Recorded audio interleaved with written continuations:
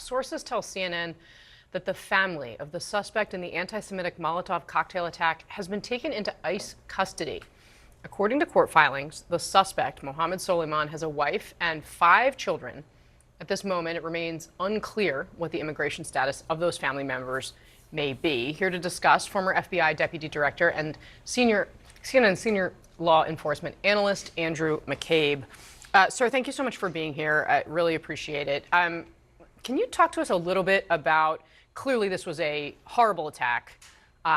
We heard from the president yesterday saying he blamed President Biden and those immigration policies for the fact that he was in the country. But now, of course, this has gone on to affect his family.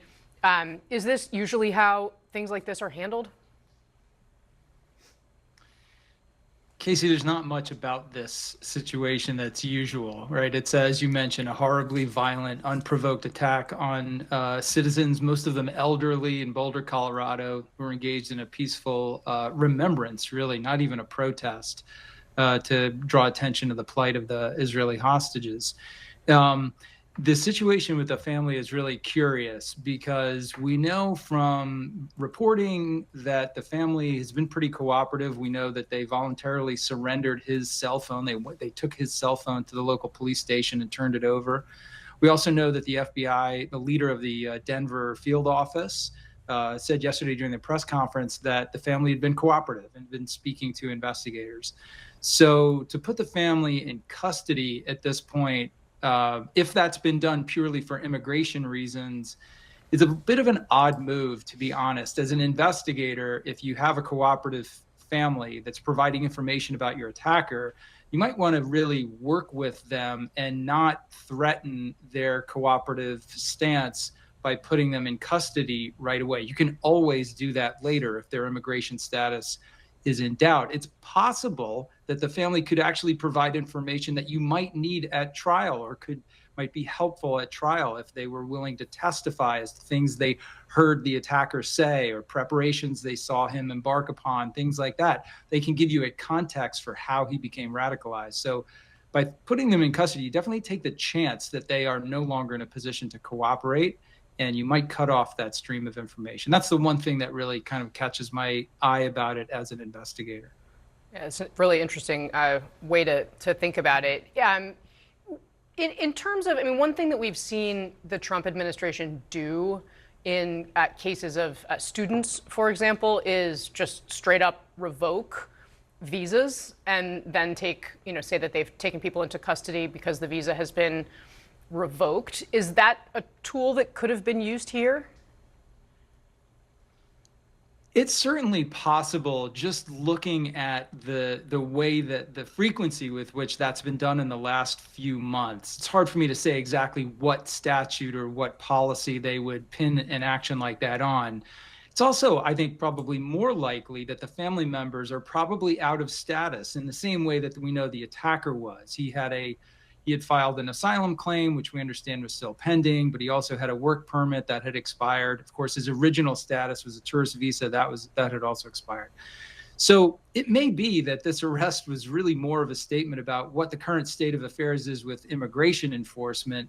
We know that the administration is really putting a ton of pressure on ICE and other cooperating agencies to pump up the numbers of people who have been taken into custody. This is a very high-profile event. I'm sure that put this family on ICE's radar in a way they probably weren't before this.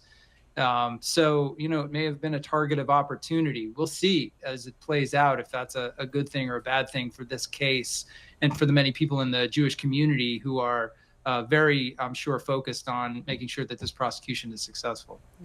Elliot Williams, can I ask you about this from a legal perspective? I mean, and you heard, of course, what Mr. McCabe had to say about the investigation. You, as a prosecutor, how do you look at it? I think this is another one where the political and legal realities may not line up. Certainly, there's probably strong public interest in immigration action being taken against the folks. But as we've seen over these last months, sometimes immigration actions trigger legal challenges. Now, I understand, now again, we're just getting information about this, that they're seeking to get them out of the country via expedited removal. And depending on what's in the background that they're finding, that may or may not be a basis for doing so. So number one, like, was there fraud in their applications? Then they could enter into expedited removal proceedings. Is there, had they come very recently? No, because they've been here for quite some time. So there are some questions that need to be asked. But again, I get it. There are reasons why people are going to want them removed. If they haven't committed a crime, merely being the family member of someone who's a notorious figure is not itself grounds for removal from the country, even if they were unlawfully present. Yeah, Sabrina, you've covered kind of the immigration system with some, somewhat extensively. They are using, the Trump administration is using the powers they have in new ways. Absolutely. And I mean, what we've seen here is, of course, a political calculation. The first comments that President Trump made yesterday in regards to this attack was attacking, Biden's immigration policy and sort of attributing this to Biden's immigration policy as we were still waiting for more details and continue to wait for more details here. So there's certainly a political calculation here because this attack ties back to the broader message that President Trump had on the campaign trail about, his promise to deport criminals, to deport people in the country that, were committing acts of terror. So this sort of ties neatly into that message for him, especially at a time where we're seeing more headlines about, him deporting people in local communities that were family members, parts of the community. So this sort of gets to tie back to that message from the campaign trail. And he might have a better basis for getting them out of the country by simply following established procedures than by testing the boundaries of the law. Because if you test the boundaries, you might end up tied up in litigation over it for years and years and years. Okay. Director McCabe, I just want to end on sort of the bigger picture here beyond what's going on just with these family members. The DHS put out an intelligence bulletin June 2nd, so yesterday, saying that they remain concerned that the successful homeland attacks and messaging from foreign terrorist groups and their supporters will, quote, continue to inspire violent extremists to mobilize to violence in the U.S. How common is it for people to see something like this, see that it happened, and then start to make their own plans to try to do something? Casey, there's no question that the inspiration factor is high here. We've already seen the terrorist attacks on Israel on October 7th and the follow-on Israeli military action in Gaza has inspired a lot of the sort of grievance and unrest that ultimately leads some people, like this person in Boulder, like the shooter we had here in D.C. a week and a half, 2 weeks ago, to take matters into their own hands and resort to acts of violent terrorism. The 350% increase in anti-Semitic acts in this country from 2019 to 2023, most of that attributable to the situation of the hostilities in Israel. So we can expect to see more of this. Every time someone is successful and gets on the world stage by doing it, the chances are that they may inspire someone else to follow that suit. All right.